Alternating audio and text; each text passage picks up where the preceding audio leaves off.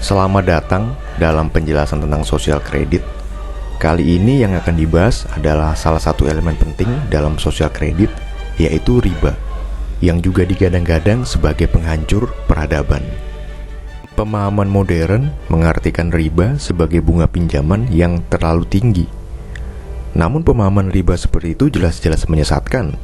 Riba adalah segala bentuk bunga pinjaman uang, baik bunga dalam jumlah rendah atau tinggi. Aristoteles dalam tulisannya berjudul Politika menjelaskan bahwa bunga pinjaman adalah suatu hal yang bertentangan dengan alam. Hal ini karena bunga pinjaman berusaha untuk memperanakkan uang. Jadi kalau kita pahami, uang itu kan dia jumlahnya tetap dalam peredaran. Dia bisa bertambah kalau uang yang ada dalam peredaran itu ditambah oleh otoritas yang berwenang ya untuk yang mengeluarkan uang, dan dia bisa berkurang dari peredaran jika ditarik dari peredaran oleh otoritas yang berwenang. Maka dari itu, bunga pinjaman ini akhirnya mewajibkan si peminjam untuk mengembalikan sejumlah uang bunga tadi, sejumlah uang yang sebenarnya tidak ada dalam peredaran. Nah, akhirnya yang terjadi adalah masyarakat harus saling bertarung satu dengan yang lain dalam industri, dalam perdagangan, dalam bisnis untuk mengembalikan uang plus bunga tadi, karena uang bunga tersebut tidak ada dalam peredaran. Maka dari itu, kegagalan dalam mengembalikan utang ya, pinjaman plus bunga itu adalah suatu yang pasti terjadi. Akan ada masyarakat yang gagal, dan masyarakat yang gagal untuk mengembalikan utangnya plus bunga tadi ya hanya tinggal menunggu asetnya diambil oleh pihak yang memberikan utang plus bunga tadi. Sementara uang sendiri dijelaskan oleh Aristoteles dalam tulisannya Etika Nikomakia sebagai barang artifisial. Jadi Aristoteles membagi benda itu menjadi, dalam ekonomi menjadi dua tipe ya. Yang pertama barang artifisial, yang selanjutnya adalah barang real atau barang asli. Nah, barang asli ini adalah produk, barang, dan jasa yang memang bisa digunakan dalam aktivitas dan kebutuhan manusia. Beda dengan uang. Uang ini barang artifisial, dia tidak, aslinya dia tidak ada gunanya. Dia berbeda dengan barang dan jasa yang asli. Uang gak ada gunanya. Uang hanya dipakai untuk membeli barang dan jasa yang diperjualbelikan. Jadi tanpa barang dan jasa ya, produk real ini, uang tidak ada harganya. Jadi dengan bunga tadi, dengan sistem pinjaman berbunga, dengan riba ini, akhirnya uang yang sebenarnya barang artifisial menjadi lebih berharga daripada benda-benda real ya, produk barang dan jasa. Nah, ini akhirnya merubah tatanan yang sebenarnya penerapan bunga pinjaman ini. Santo Thomas Aquinas sendiri juga mengutuk praktik riba atau memberikan bunga pada pinjaman uang. Ia menjelaskan bahwa riba menerapkan perbuatan yang ia sebut sebagai double charging.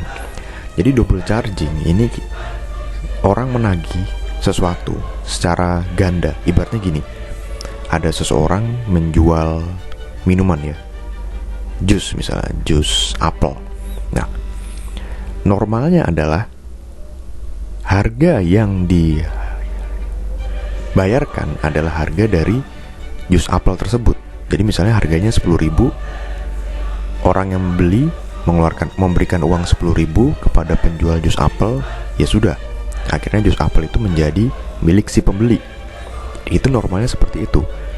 Dalam double charging adalah ketika si pembeli sudah memberikan uang 10.000 dan ia akhirnya memiliki jus apel tersebut, si penjual lalu menagih lagi si pembeli. Si penjual menagih biaya untuk meminumnya. Normalnya kalau jus apel tersebut sudah dibeli, ya sudah, itu menjadi milik si pembeli, tidak ada urusan lagi dengan si penjual. Tapi ini dalam double charging, penjual menagih lagi si pembeli biaya minum. Jadi tadi beli 10.000, anggaplah biaya minumnya 5.000 gitu. Jadi si pembeli harus membayar lagi ke penjual uang sejumlah 5.000 hanya untuk meminumnya. Nah, ini akhirnya disebut sebagai double charging, menagih secara ganda. Jadi Harusnya ketika jus apel itu dijual ya dengan harga 10.000, ya sudah, itu menjadi milik si pembeli. Tidak ada lagi uang yang harus dibayarkan, si pembeli tinggal bebas meminum hal tersebut. Tapi dalam hal ini, si penjual jus apel tadi menagih lagi uang sebesar 5.000 tadi biaya minum. Jadi si pembeli sudah mengeluarkan uang 10.000 untuk membeli jus apel tersebut. Lalu ketika ia meminumnya, ia harus membayar lagi ke si penjual uang untuk meminumnya tadi. Nah, ini disebut sebagai double charging, menagih secara ganda. Ada sebuah dokumen penting ya, sebuah ensiklik yang dikeluarkan oleh Paus Benedictus ke-14. Ensiklik tersebut berjudul Vix Verbenits. Jadi ensiklik ini bertujuan untuk menegaskan kembali ajaran Gereja Katolik tentang riba tadi. Jadi posisi Gereja Katolik dengan dikeluarkannya ensiklik ini ditegaskan bahwa tidak ada yang berubah dari posisi Gereja Katolik yang tetap mengkutuk praktik riba. Jadi ini beberapa kutipan dari ensiklik Vix Verbenit. Ini dalam bahasa Inggris karena memang bahasa Indonesianya belum ada. Nah, baik akan dibacakan, nanti akan dicoba diterjemahkan secara kasar. Yang pertama itu, the nature of the sin called usury has its proper place and origin in a loan contract. Terjemahan kasarnya kira-kira begini. Sifat dari dosa yang disebut sebagai riba ini memiliki asal dari kontrak pinjaman. Jadi bunga pinjaman ya, sudah ditekankan di sini. Jadi dalam kontrak pinjaman yang berbunga, nah itu bunga tersebut adalah usuri tadi atau riba.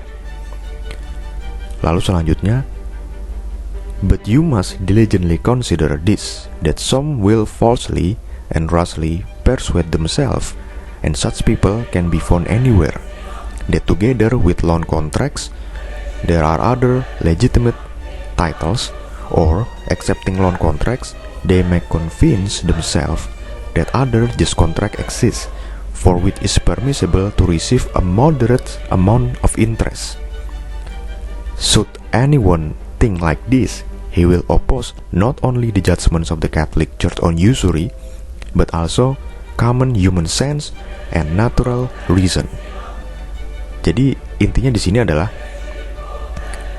Paus Benedictus ke-14 menyadari bahwasannya ada orang-orang yang menganggap bahwasannya pemberian bunga pinjaman itu tidak masalah, yang penting bunganya tadi moderat ya, tidak tinggi atau dalam tanda kutip tidak memberatkan.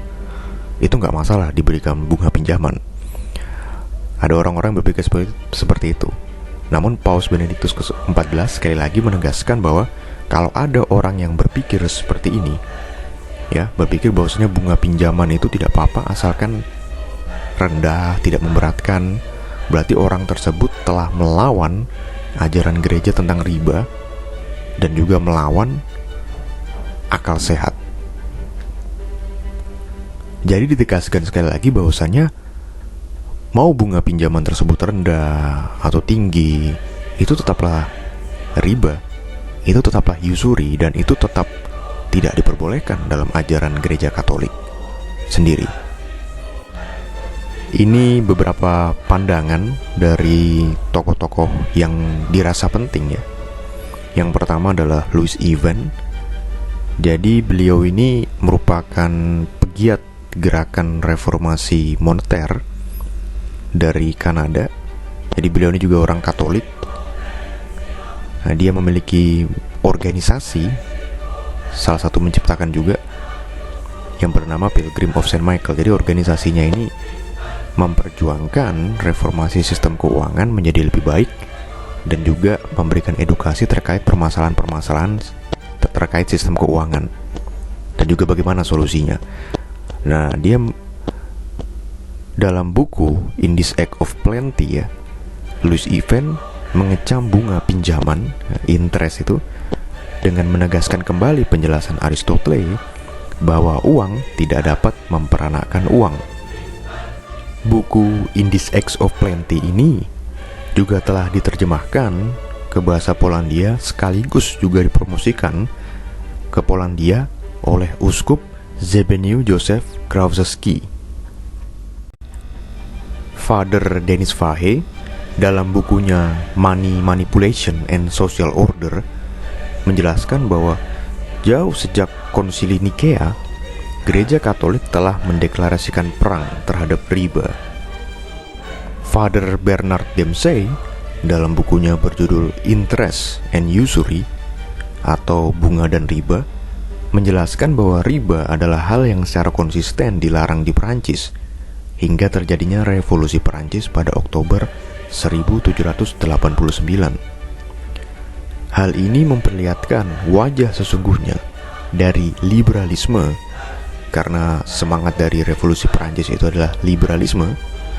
Maka liberalisme dapat dilihat sebagai penghancur kebaikan bersama, penghancur dari common good. Father Shannon Collins menjelaskan bahwa praktik riba mengakibatkan terkonsentrasinya kekayaan di tangan segelintir orang.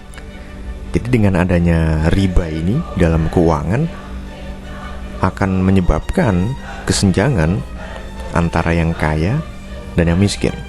Jadi yang kaya lama-kelamaan makin sedikit dan mereka akan makin kaya secara finansial, dan masyarakat yang miskin akan semakin banyak dan jurang kesenjangannya pun semakin melebar dari hari ke hari. Father Shannon Collins juga menyampaikan bahwa riba selalu menjadi penyebab utama dari keruntuhan ekonomi suatu negara. Ini ada salah satu tokoh yang cukup penting. Beliau bernama François Désir Bental, yang merupakan mantan bankir Swiss dari Credit Suisse dan juga pegiat reformasi sistem moneter sosial kredit, dan juga anggota dari organisasi Katolik Pilgrim of Saint Michael yang memperjuangkan reformasi sistem moneter berbasis sosial kredit. Beliau menjelaskan bahwa bunga yang disertakan pada pinjaman adalah riba atau usury, mau berapapun tinggi atau rendahnya bunga tersebut. Itu tadi penjelasan tentang riba. Semoga dapat membangkitkan kembali kesadaran dan pemahaman tentang bahaya dari riba ini dalam keuangan. Sekian dan terima kasih. Ave Christus Rex, Ave Maria.